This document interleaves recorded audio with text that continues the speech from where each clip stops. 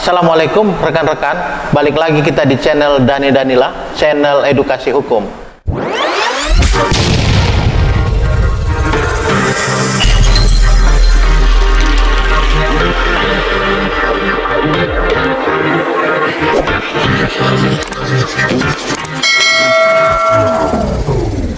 Sebelum kita saksikan diskusi kita pada hari ini, jangan lupa subscribe channelnya, ketuk tanda loncengnya.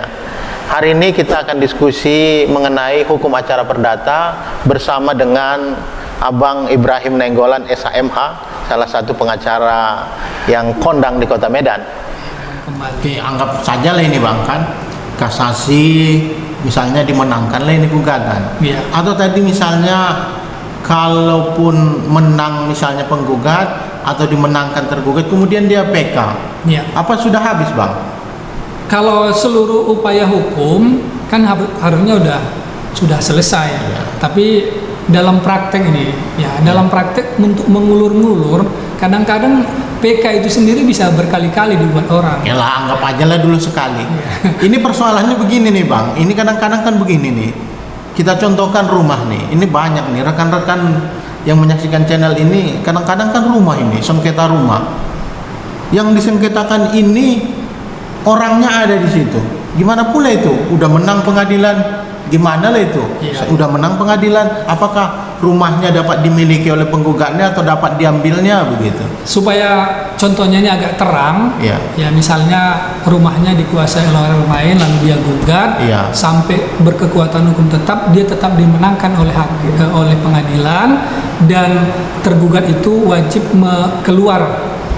Iya. Tapi sampai dengan telah berkekuatan hukum tetap nggak keluar juga, nggak mau dia keluar secara, nah itu biasanya ada upaya paksa namanya. Upaya paksa itu eksekusi.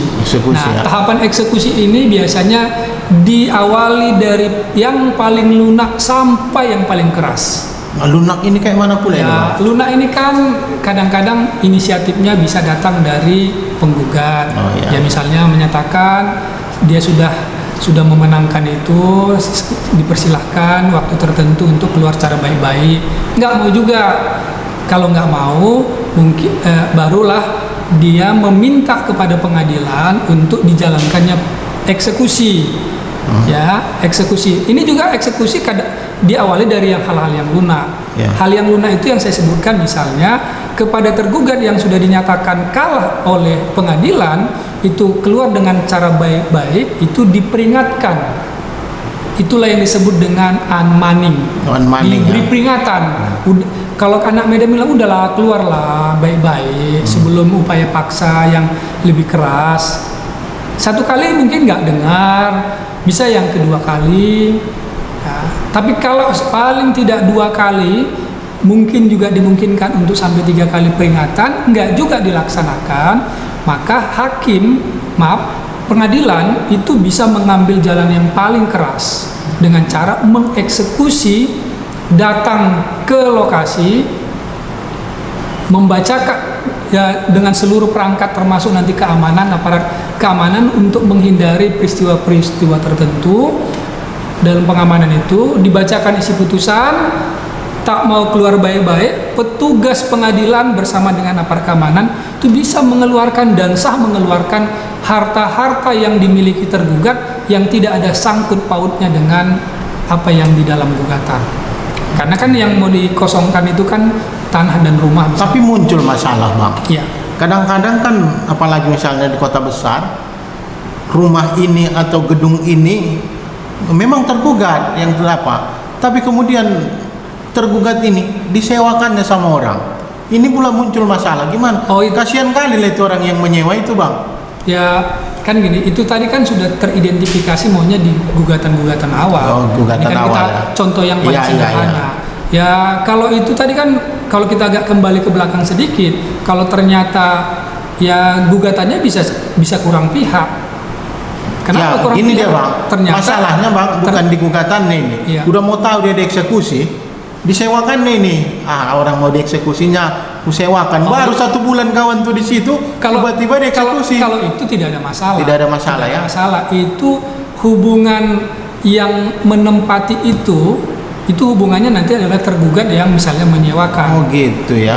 Kan sederhananya begitu, karena sudah jelas di situ. Apalagi misalnya sejak awal misalnya sudah diletakkan sita di situ. Oh gitu. Kalau sudah diletakkan sita, tidak ada juga alasan penyewa menyatakan saya baru 1 bulan menyewa di situ, itu nggak ada alasan.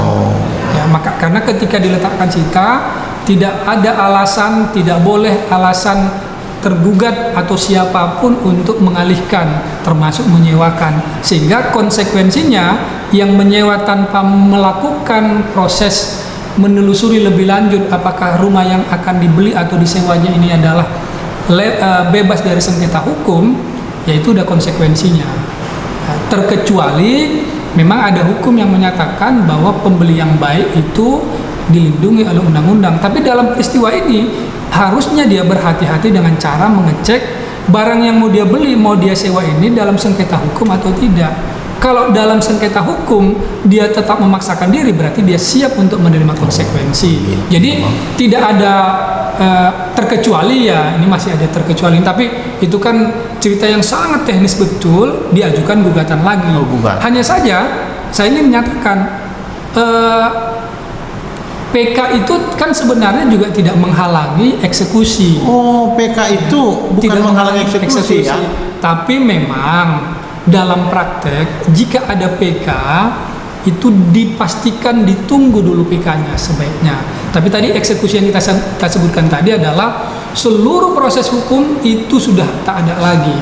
Nah, kalau ada orang yang mengaku-ngaku seolah-olah dia penyewa, itu biasanya sudah diabaikan dalam aturan eksekusi. Menarik diskusi kita ini, Bang. Rekan-rekan sekalian yang menyaksikan channel Dani Danila,